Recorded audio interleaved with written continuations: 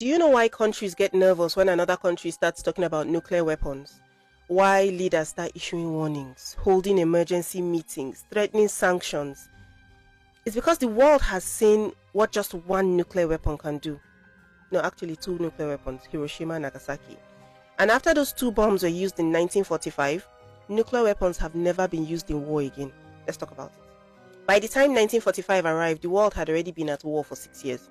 The conflict started in 1939 when Adolf Hitler, the leader of Germany, he ordered the invasion of Poland as part of his plan to expand German territory and power across Europe. That invasion, it did not stay contained to one country for long. Other nations started taking sides, forming alliances. It turned the whole situation into a global war. On one side were the Allied powers, including Britain, the US, and later the Soviet Union. On the other side, we had the Axis powers, mainly Germany, Italy, and Japan. Japan, they also had their own expansion plans, and they had been trying to increase their control across Asia, including invading parts of China and surrounding regions in an attempt to gain resources and strengthen their influence.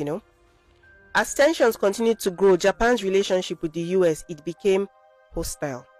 In December of 1941, Japan launched a surprise attack on US naval base at Pearl Harbor in Hawaii. More than 2,000 people were killed. Several ships were destroyed. At that point, the United States, they had already been supporting countries that were fighting against Germany by providing weapons, financial assistance, but the US had not officially entered the war as a fighting nation. The attack on Pearl Harbor, it changed everything. The very next day, the United States declared war formally on Japan. Soon after that, Germany declared war on the United States. The United States declared war back on Germany. From that moment, the United States became fully involved in World War II, fighting both in Europe and across the Pacific.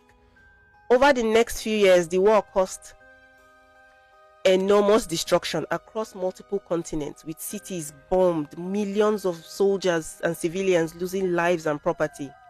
Before the atomic bomb was even considered, many Japanese cities, they had already been heavily bombed using like normal weapons. Then in March of 1945, Tokyo experienced a massive firebombing. It destroyed huge areas of the city, killed tens of thousands of people in just one night.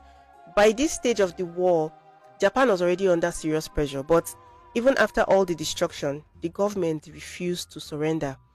This helps to explain why American leaders started looking for a faster way to end the war, okay? While the fighting was still going on, the United States had secretly been developing a completely new kind of weapon through a program that was known as the Manhattan Project. Beginning in 1942, thousands